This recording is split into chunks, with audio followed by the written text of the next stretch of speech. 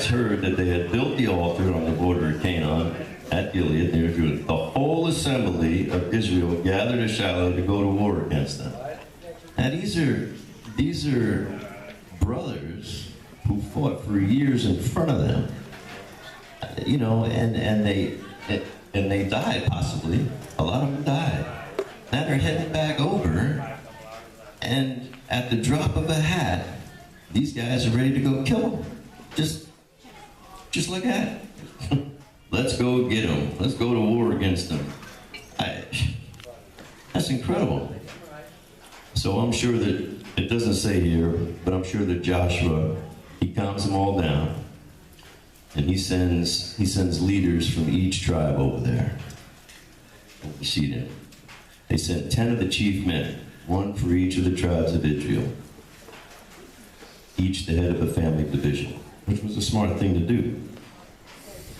And they go there, and they see this imposing altar. They say to them, how could you turn away from the Lord and build yourselves an altar in rebellion against him now? If you rebel against the Lord today, tomorrow he will be angry with the whole community. See, they were afraid that if they build this altar, they're going to end up another 40 years traveling around and lost again. So they're mad. They're mad at these guys because they're afraid.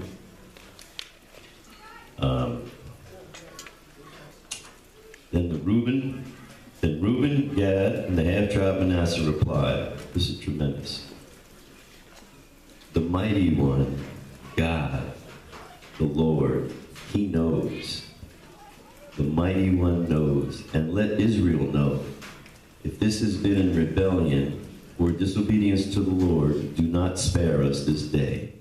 If we have built our own altar to turn away from the Lord and to offer burnt offerings and grain offering, or to sacrifice fellowship offerings on it, may the Lord himself pull us down.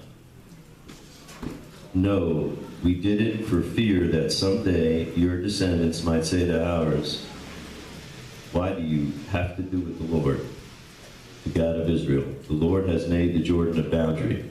See, they figured that years down the road, there's families on the other side of the Jordan, and they'd see those 2.5 tribes over there, and they wouldn't be part of them.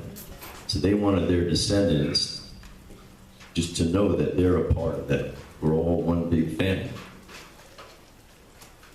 And they explained that to them. When Phinehas, the priest, and the leaders of the community, the heads of the clans of the Israelites, heard what they were doing,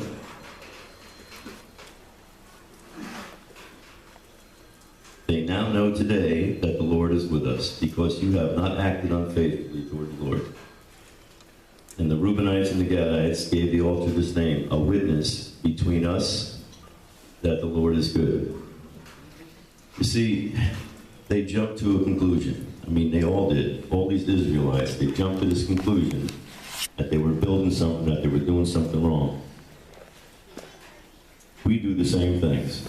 When we see a brother, a patch holder, he's in a bar. Whatever he's doing in there, right away our assumption is, or our thought is, I'm gonna go in there and I'm gonna rip these colors off. He's doing something bad. He's gonna bring a curse down on all of us. That's our assumption. He could be in there helping a brother. He could be in there mourning the loss of whatever, a loved one. But our first thought is, I'm gonna go take care of this. Or, even better, let's put it on Facebook. Let's get the whole group after him, and let's all go after him, and let's all go cut off his patch, or beat him up, or something, you know, or something worse.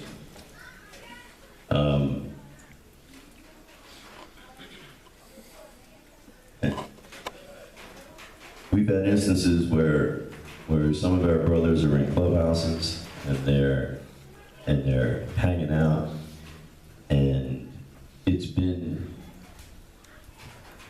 said that they're doing stuff wrong, they're doing stuff bad. You know, they need to get right. And this kind of information ought to be kept to yourselves, because it's not, you know, we jump to conclusions too much.